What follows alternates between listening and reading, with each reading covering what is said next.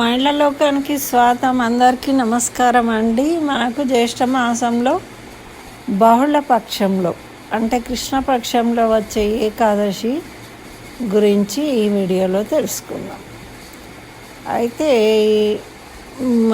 ఈ జ్యేష్ఠ మాసం అనేది రెండు మాసాలుగా అంటే అధిక మాసం కూడా రావడం వల్ల మనకు కొంచెము ఈ ఇంగ్లీషు జూన్ జూలై మాసాలను తేడా వచ్చిందనమాట. ఇప్పుడు ఆషాఢ మాసం ఉండేది, కానీ మనకు జ్యేష్ఠ మాసం 2 మాసాలు వచ్చింది కాబట్టి మనకు ఇప్పుడు ఇంకా జ్యేష్ఠ మాసము కృష్ణపక్షంలో వచ్చే ఏకాదశి ఉందన్నమాట.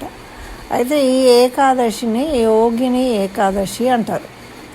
అయితే మామూలుగా మనకు పెద్ద ఏకాదశికి ముందు వచ్చే ఏకాదశిని పల్లెటూళ్ళల్లో కట్టెకోల ఏకాదశి అంటారు. ఎందుకు అని అంటే కట్టెలలో ఉండే పురుగులు కూడా ఈ ఏకాదశి ఉపవాసం చేస్తాయి. అంత పవిత్రమైంది ఈ ఏకాదశి అనేది భావిస్తారనమాట. అట్లా దీన్ని కట్టెకోల ఏకాదశి అనే పేరు వచ్చింది దీనికి. అయితే ఈ ఏకాదశిని యోగిని ఏకాదశి అని కూడా అంటారు. మరి ఇది మనకు ఏకాదశి అనేది విష్ణువును ఆరాధించే వాళ్లకు ముఖ్యమైన వ్రతము ఏకాదశి వ్రతం.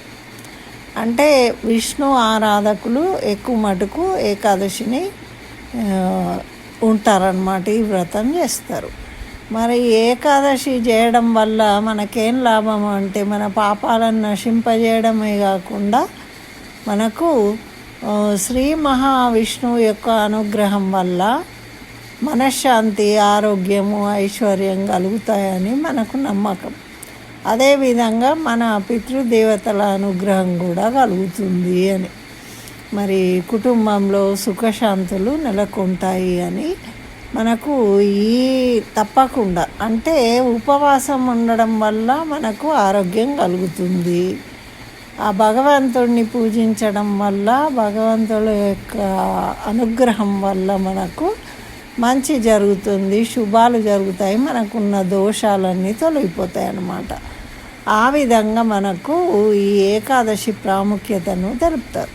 అయితే ఈ ఏకాదశి మనకు శుక్రవారం వచ్చింది కాబట్టి లక్ష్మీనారాయణులను చక్కగా ఆరాధించి తులసి దళాలతోని విష్ణువుకు ఇష్టమైందనమాట. కాబట్టి తులసి దళాలతోని ఆరాధించి ఓం నమో భగవతే వాసుదేవాయ మంత్రాన్ని జపించడము, విష్ణు సహస్రనామ పారాయణం చేసుకోవడం వల్ల మనకు అన్ని శుభాలు జరుగుతాయి అని మనకు పెద్దలు తెలియజేస్తూ ఉంటారన్నమాట.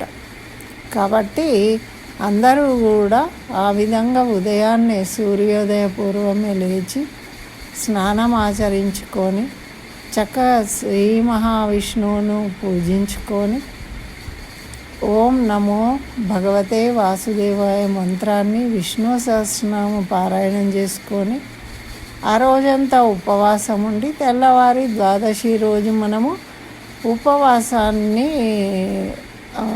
వదిలేస్తామన్నమాట. అప్పుడు ఏం చేయాలి అంటే బీద సాధలకు అన్నదానం చేయడము, గోవుకు ఆహారం అందించడము.